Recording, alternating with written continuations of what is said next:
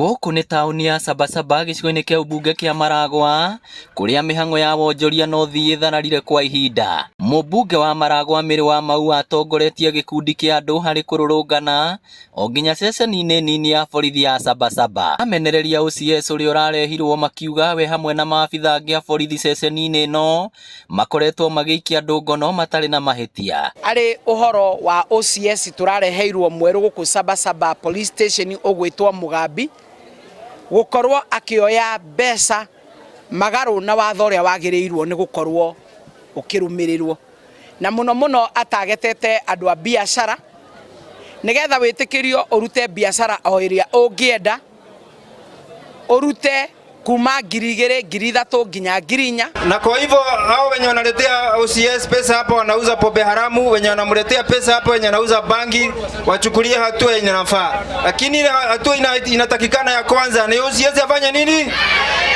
OCS afanye nini? Kũratuĩka arĩa maikio ngono handũ ha gũtwarwo igoti-inĩ maretio mahaki. Oroho abitha aya no macukĩirwo mahĩtia ma gwĩtia mahaki kũrĩ onjoria arĩa nĩ ene irabu na nginya atwarithia bodaboda. Bodaboda mpya na mzee zimejaa hapa ndani.